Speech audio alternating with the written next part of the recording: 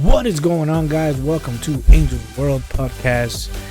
This is a straight to YouTube video. If you guys want me to go into the podcast world, let me know in the comments. The first video that I want to do for you guys is actually talking about one of my favorite Marvel series and world that was created by Netflix, or the Daredevil verse, or however way you may pull it. It was such a great little universe that they were doing there for a long time. We didn't know, or they said that it wasn't part of the main MCU timeline. It was a different universe, it was a different universe, different timeline, a different place. Then they brought back, the MCU brought back Charlie Cox, and as all you know, he came out in She-Hulk. So everybody was like, oh shit, Charlie Cox is back, he's gonna play Daredevil. Then they went ahead and said they were gonna do Daredevil Born Again coming onto Disney Plus. They didn't know they wanted to do a PG-13 or rated R version, and then they said they're gonna stick more to the original Daredevil and how that's gonna work out. And so it was a very confusing time for a lot of fans, because we were all like, oh, we want the Daredevil from Netflix because he was such a great Daredevil. And they kind of dialed him down a little bit in She-Hulk, but it wasn't really the She-Hulk Daredevil show. It was just him doing a cameo. So they couldn't really do much with him because he was just, love the suit, by the way. I think the suit from She-Hulk 2 from She-Hulk was freaking awesome. I love the yellow and red and black suit. I think it was freaking amazing. But back to the main story here. So now recently it has come out that Netflix Marvel shows are part of the MCU canon, and they have always been. This is a big thing that we all been pretty much fighting and arguing about. So now we have an answer for this. Okay, we have an answer for this, guys. So here's a little article, and I'm gonna read some of the points, and you know, we go from there. So it's in The Verge, and it says Netflix Marvel shows are part of the MCU canon, and they always have been for a long time. I know that in Daredevil and some of the shows they kind of mentioned like the Green Man and the Captain, but they didn't really mention them by full names, just by, you know, the God of Thunder and the Green Machine, and you know, so they didn't really mention the names of the heroes. So it was always like, I don't know if that's, you know, are they really part of the MCU or not? So Echo Star and Daredevil alum Vincent D'Onofrio, well, Kingpin, I don't know how that's Vincent, I don't know how to say his last name, okay guys, says Netflix Marvel series are part of the MCU canon, which was obvious if you watch shows or listen to Kevin Feige. Come on, Vincent, you gotta let us know exactly at, you know, how, because I don't remember him saying anything towards that. Did I remember? No, I don't remember. So at some point over the past decade or so, fans of Netflix old live action Marvel series like Daredevil, Jessica Jones, and Luke Cage. How are you gonna mention Jessica Jones and Luke Cage and not mention the Punisher, right? I guess he probably didn't like the Punisher. Somehow convinced himself that the shows weren't part of the MCU canon. Echo, Marvel's newest live action series, reintroduced a couple of major characters from the studio's Netflix days. First of all, it wasn't Echo that introduced these characters. Hawkeye introduced Kingpin. He was in Hawkeye, okay? And Daredevil was in She-Hulk. So for them to say that they introduced major characters, no. Not they didn't got reintroduced. They were already introduced. They just reappeared. My opinion. Marvel's newest live action series reintroduced a couple of major characters from the studio Netflix days. And in a new interview, star Vincent D'Onofrio essentially confirmed this all is all one big interconnected story. But as glad as many viewers might be to hear all of this, it isn't exactly news, because it was fairly obvious if you either watched the Netflix shows or listened to the words coming out of Kevin Feige's mouth. Remember that. In a recent interview with Hollywood Reporter about the behind-the-scenes creative team drama impacting Disney Plus' forthcoming Daredevil Born Again series, Vincent, who first portrayed Wilson Fisk Kingpin in Netflix Daredevil, confirmed that the new show will be directly connected to the original Daredevil. According to D'Onofrio, I don't know how to say his last name, guys, okay? Vincent, the voice to lean into the canonical connections between the two shows came as Marvel's was scrambling to regroup following the sudden dismissal of Born Again's original head writers Chris Ord and Matt Corman. Though Born Again will be very much be its own show, Vincent emphasized that Marvel wants to do these characters justice by homing in on the right tone to tell their stories and embracing the already established canon. The most we can do is be savvy when it comes to the canon of these characters, Daredevil and Kingpin. Vincent said, in a different from is different from the other stuff. Neither of us have superpowers, and nor not from outer space. We're character-driven story character. That the way we are presented originally, and that's the idea now. So maybe they're actually listening to the fans and gonna keep Kingpin the way he is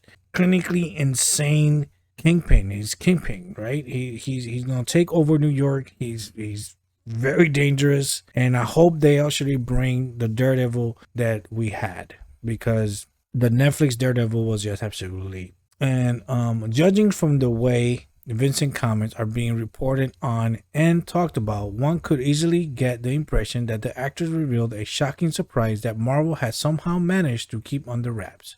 But what's really been revealed this week, if anything, is just how good a job some Marvel obsessive have done to convincing people to believe in a curious bit of fandom apocrypha. In its very first episode, Echo brings both Wilson Fisk and Matt Murdock Daredevil back into the picture as supporting characters in Maya Lopez's story, following Vincent's brief appearance as Kingpin in the penultimate episode of Hawkeye's first season, and it felt safe to assume that other characters from Marvel's Netflix era might pop up in a newer MCU project. The assumption was quickly borne out by Charlie Cox's cameo as Daredevil in Spider-Man No Way Home, which hit theaters that same week and has since been reflected in other series like She-Hulk or Turning Out Law. All that it was right. He did come out in Spider-Man.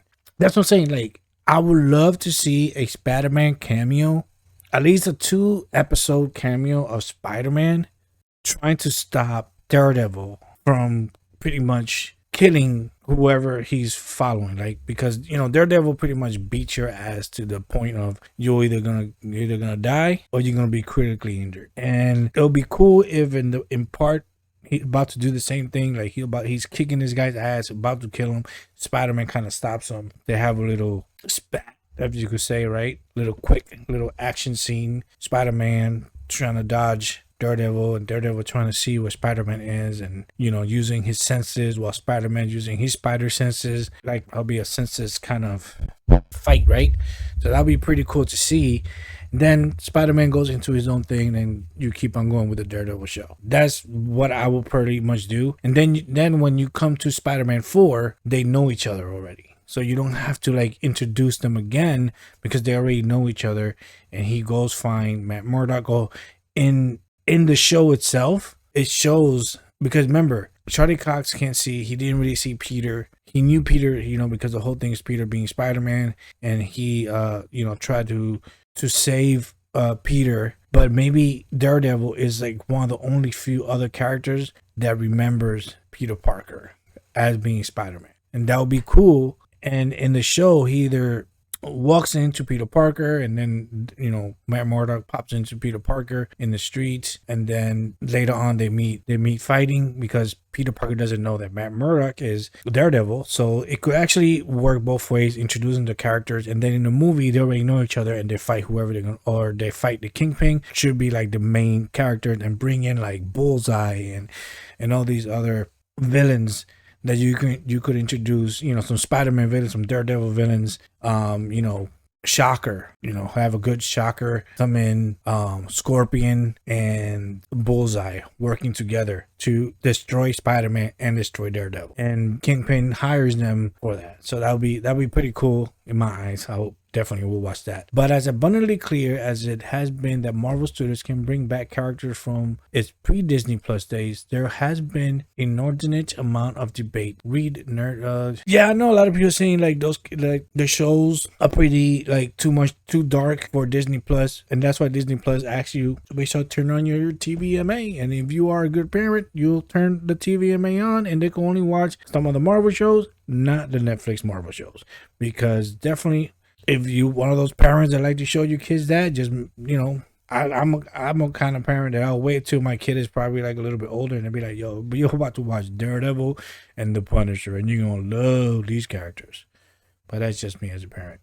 And then it says, it's hard to pinpoint when exactly the idea that Netflix Marvel shows were not canonically with the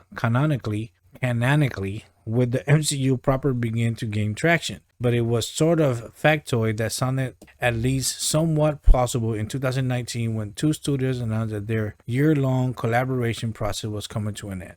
At the point, Jessica Jones was in his third season, The Punisher was in his second, and the numbers of Netflix other Marvel shows had closed out with storylines that felt unfinished and felt many questions unanswered. Yeah, like definitely Iron Fist. Definitely Iron Fist finished like given the way that aside from a couple folks from Agents of Shield that I would love. Oh my god, if you're gonna bring any show back Disney Plus, you should definitely bring Agents of Shield crew back. Bring Carson, bring Agents of Shield. Agents of Shield was one of my favorites. The last couple seasons kind of went out, but Agents of Shield was one of my favorite Marvel shows. Aside from the the darker, it was more on the light side because it was Fox. And man, those not Fox, but they were, what did they come out? ABC, I believe. Whatever Disney channel or Disney. Agents of Shield, man. Oh man, I would love to have those characters, that show back. That definitely has to be a show that they need to make Agents of Shield canon at one point and bring Agents of Shield back. Well, now that Shield has been diminished, all right, because there's no more Shield. Oh man, but they did kind of play off the sword when Agents of Shield, when they all went to space or the future.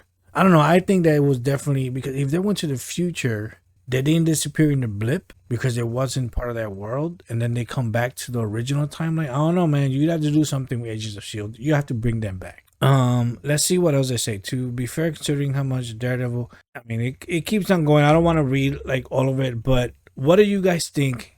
Are they gonna pick that? Because I believe they're gonna pick and choose which shows are gonna be coming back and which characters will be coming back from all the characters. Cause I know Bernthal said that the Punisher is gonna be coming back and he's gonna be the same Punisher. We have the Daredevil show. We already seen how he came out in Echo, and I don't know which way they're gonna go. I definitely think that they should they should bring back Iron Fist and Luke Cage, have them in their own little show called the Heroes for Hire. But I want a good recast Iron Fist Danny Rand. Danny Rand definitely needs to be recast, and Michael Coulter come back as Luke Cage and have Heroes for Hire series. I would love that. Daredevil, his own show. The way that I introduced Spider-Man. Jessica Jones was pretty good, and the Punisher definitely. But the Punisher is the Punisher. He has to come back like dark, you know what I'm saying? Like they have to keep those worlds separate. And then, especially for Daredevil being as dark and introducing a lighthearted character like Spider-Man would be dope. It would be dope. But let me know what you guys think so far. Do you think that Netflix, were you part of that group of people that thought that the Netflix shows were part of the new world of the new MCU, or was you one of those people that thought that it was a separate universe? Of course, there was evidence between the shows. They kind of always mentioned the heroes, but they didn't really mention them by name. And from all those shows, from Daredevil, Punisher, Jessica Jones, Luke Cage, Iron Fist, from those characters, besides Daredevil that we already know is coming, and the Punisher, from the other three, which ones would you keep and which one would you bring back? Let me know down in the comments. Let me know what you guys think about that. And like I said, new videos gonna be coming up, me talking about shows and stuff like that for you guys. And this is Angel's World Podcast. Hope you guys enjoyed the video. Make sure you guys like and subscribe.